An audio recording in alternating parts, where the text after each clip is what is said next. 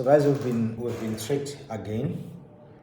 I think the government has tricked us again. They're playing mind games with us. I think the whole intention from the get-go was to increase VAT by 1%, but they just had to play these mind games with us and pretend that they want to increase it by 2%. And of course, they knew that when they propose a 2% increase in VAT, the opposition parties and of course some some partners within the GNU as well as the public in general was going to push back against that. They anticipated that, and so they had to play that game of pretending that ideally, so they had to give us, they're giving us that impression that ideally they were supposed to increase VAT by 2%. But because they are such heroes, right? They even had to postpone the budget, and I think that was all intentional as far as I'm concerned. They even had to postpone it to create an impression that they are going back to discuss and fight to ensure that at least it doesn't go up by 2% and it goes up by 1% so that you won't panic and complain anymore. That is the strategy. And they are even playing mind games even further by saying they are going to increase it by 0.5% this year and then increase it by another 0.5 next year. But effectively, in total, they're increasing it by 1%. And they just want you to not realize and panic immediately over the 1% increase. So it's a mind game, and it's a trick that they are playing on us. So the budget speech was finally presented today, and that is what the finance minister has proposed, right? But another key takeaway from the budget speech is that they are not only increasing the VAT, they are also indefinitely stopping the, what do you call it, the SRD grant. Okay, someone's trying to call me. Let me just decline. So they are indefinitely stopping the SRD grant. I think it was it 350? Initially it was 350, but I think now it's 370. So if you've been receiving that money on a monthly basis, just know from today that you've just been served with a 12-month notice that you are not going to be receiving that money anymore, effective from March 2026. So firstly, they're taking money out of your pocket by increasing the prices, because what VAT effectively does is that it increases prices, because it's the tax that is charged or that people pay when they're buying goods and services.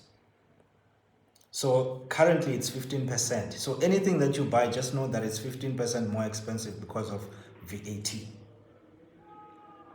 right? But now the fact that, so if VAT is going to be increasing by 1%, it means that anything that you buy is going to be 1% more expensive. In addition to the 15% that it was, it's going to be 1% more expensive, right?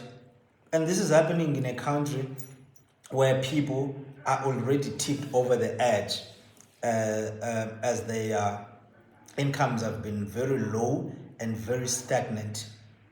And actually their incomes have been declining. They may look like they've not been declining in nominal terms, but in real terms, people's incomes in South Africa have been declining because prices have been going up. And I'll show you why I'm saying prices have been going up. I'll give you some evidence of that. People's purchasing power has been eroded, and it's been going down for the past, I think for the past 5 years, it has gone down by, so the cost of living has increased, or especially the price of food in particular, it has increased by over 68% in South Africa since 2019. So I was just going through some data from, okay, I forgot the source, but I'll probably write it in the comment section so that you can go and check it out yourself. But it's a credible source. They have like a food basket index where they have a lot of, a list a long list of food items, which I'm not going to enumerate for the sake of time. They've got like a very long list of food items that people buy on a monthly basis as their monthly groceries. So that basket of food in February 2025, it costs 5,300 and, okay, let me check the value. I've written it down. It costs 5,383 rand 38 cents. In 2019, which is 5 years ago, that same basket was costing about 3,199 rand 86 cents. So you see the difference. The cost of that very same food basket has gone up by over 68% over the past 5 years. And that increment is way above the general inflation rate of just over 26% over the same 5-year period. Now, on top of that, you want to take more away from the people by increasing prices further up through a VAT hike. And as if that is not enough, you are also stopping the 350, 370 SRD grant for the unemployed. So obviously the logic or the whole purpose of this is the government says that they are short of revenue. Surprise, surprise. They're short of revenue and they're just trying to increase their revenue collection. And they've run out of ideas. They think that the only way to raise revenue is through tax increments. And just to state it on the record, I'm against any form of tax increase currently in South Africa. Whether it's VAT, whether it's income tax or corporate tax, it shouldn't happen because the population of this country is already broke. People are already struggling and they don't have anything more to pay to the government, especially to the government that's not doing anything for this country, especially to the government that's so corrupt and incompetent with so much wasteful expenditure. So I think we've got a problem of inefficiency and corruption in South Africa. If we could really eradicate that,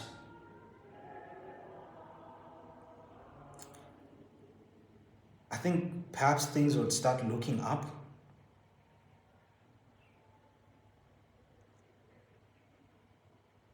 I think things would perhaps start looking up if we do that, but also,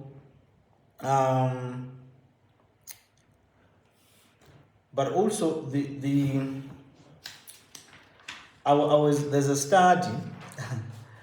There's a study that we were doing, and in fact, before I get into that study, I just want to touch on something. I also remember there's a report that was released recently by SASSA.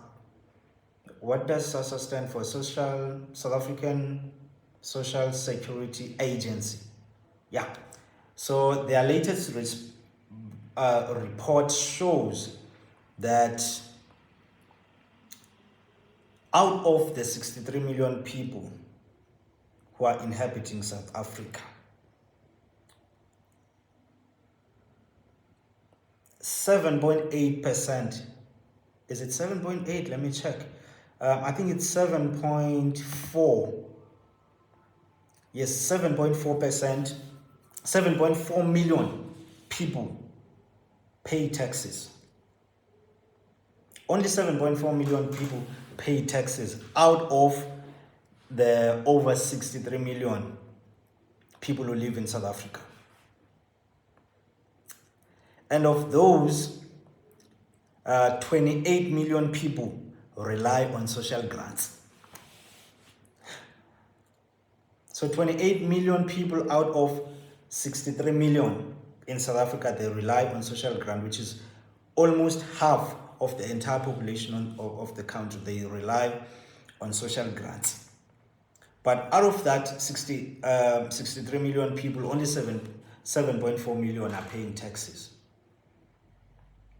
So I think what the government is not realizing here is that they don't have a solid tax base from which to collect taxes. Now, when they are increasing taxes, it means that they want to punish further the already struggling and financially strained 7.4 million taxpayers in this country.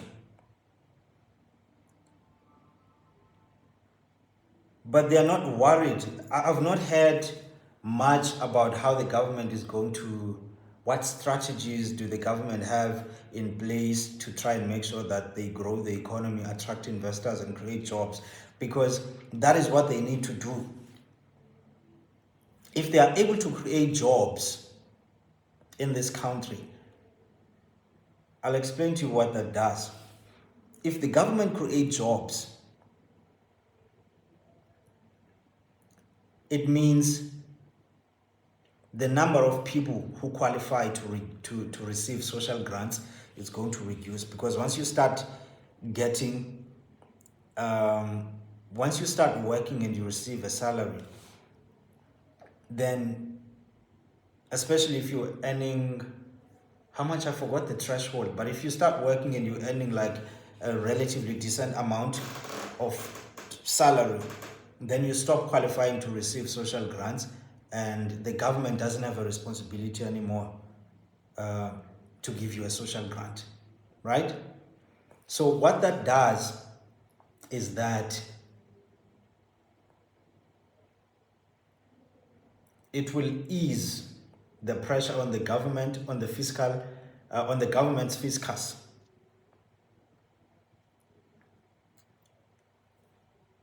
The government, so it will increase the government revenue, basically. If the money that the government had to spend on you through social grants when you were not working, and now that you are working, the government doesn't have to spend that money. So then they'll have to take that money and redirect it to other important priorities, rather than spending it on you, because they've empowered you to make your own money, and you can now contribute to the economy and contribute to the purse of the government by paying taxes, because if you are working, you pay income tax in South Africa.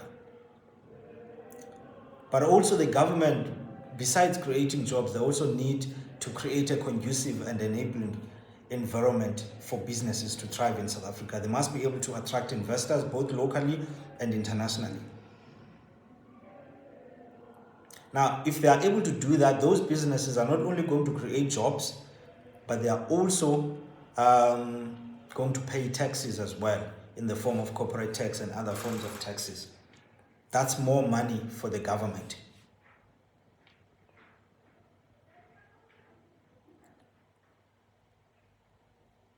So that's what the government needs to do. So the government can increase and generate more revenue without necessarily increasing the tax percentages that they charge people.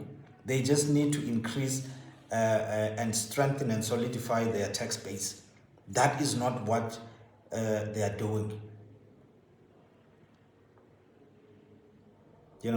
But maybe another thing that they should do is to strengthen, maybe spend a little bit more money if there is a solid, viable plan or strategy by SARS, South African Revenue Services, to improve their tax collection systems. Then the government maybe should allocate more money towards, should invest more money towards making sure that that happens.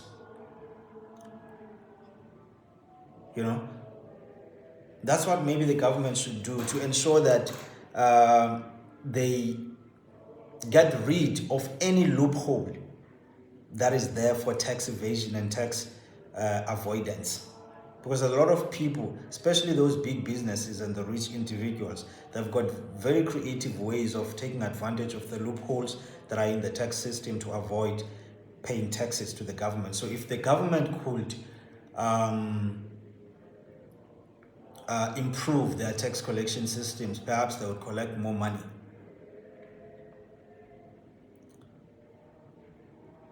But I don't think that it's necessary for them to increase taxes. I really don't think that it's necessary.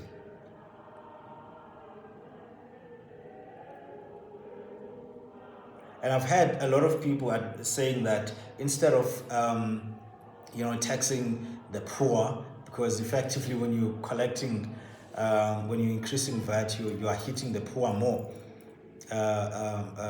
So what they're saying is that the government instead should have increased corporate tax, which I don't agree with. We don't have enough businesses in South Africa. We don't have enough capital. And in fact, what is happening, the businesses are leaving South Africa and people are losing jobs. So we need, if there was room, but currently I don't think there's a room for decreasing the taxes. If there was room for that, I would advocate strongly for the reduction of taxes, corporate taxes in particular, so as to attract investment from outside and from within our borders. So what the VAT does, a VAT increase does, lastly, is that, because I'd heard a lot of people, including the minister and other and other people who support and defend a VAT hike in South Africa. What they're saying, they're arguing that the poor is not going to be affected because most of the basic goods, particularly the staple food items, are zero rated, and they've even added onto that list. I think initially we had about 19 of them, if I'm not mistaken. So they're saying that they've added onto that list of zero rated goods and services. So the poor is not going to be affected. That's what they're saying, but I don't agree, because I think what that does first is that, well, even if there's not going to be a direct increase on the prices of these things, but maybe the inputs that are being used in the production of the zero-rated products, the inputs are not zero-rated, right? So the producers, when they are producing these goods, they pay 14% VAT when they buy the inputs. So that VAT, that 14% that was incurred and paid for during the production process is going to be incorporated in the price of that. It's going to be incorporated in the price of the VAT of the zero-rated products. But I think also I'm not really sure about this, but I think companies, when they go through that, they can also claim, right, if they've paid any VAT on the production of any, for the inputs that are used in the production of any VAT zero-rated goods, then they can claim back that money from the government. Then I think if that's the case, then maybe it's better. But still, people don't necessarily spend money on the goods that the government assumes they spend money on. Just think about this in practical terms. When you get money, even the 350 or the 370 SRD grant, have you seen what people do with that money? It's very little. But people are not going to go and buy cooking oil or maize meal when they get that money. No matter how small an amount you get per month, the first thing that you're going to do, even if you are going to buy those important goods and services or food items, you will make sure that you spend some portion of it on something that you really love and that makes you happy. And that would be something that you don't, it could be meat, it could be alcohol, it could be anything, but something that makes you happy. And those things are not zero rated. So you can't claim that you are going to cushion or, that you are going to cushion the poor against an increase. It's going to affect them anyway. But also what you're doing when you're increasing the VAT and zero rating other products is that what you are encouraging is that for those who are earning low incomes, you are effectively increasing the inequalities which are already extremely high in this country. The social inequalities, because what you're doing there is that those who cannot afford, they must stick, the households who cannot afford, they must only stick to buying food items that you deem basic or most important as the government, right? Which are very limited. And that list of those food items that you are zero rating is exclusive of many nutritionally rich food items that your body needs. So what you're saying is that people must only be able to afford those, right? That limited list of food items, and then not be able to buy other food items which are nutritionally rich and necessary for their health and other benefits. So what you'll see, what will end up happening there, you'll have households that are relatively well off and those that are less well off. You'll have huge disparities in terms of what they can afford and how they live and what they eat, etc. So that's a social inequality, and I think that's just a perpetuation of the stigma and the indignity of those who cannot afford, because then they'll be eating maize meal, cooking oil, salt, and rice. Those food items that you are zero rating, but they will not be able to afford other food items that are nutritionally rich and necessary for their bodies. But other households will be able to afford them. So you are creating that gap in the societies. You are creating those inequalities unwittingly. So another thing, lastly, we there's a study that we conducted. We're still yet to publish it. It's practically done. We were collecting data on South African townships, basically trying to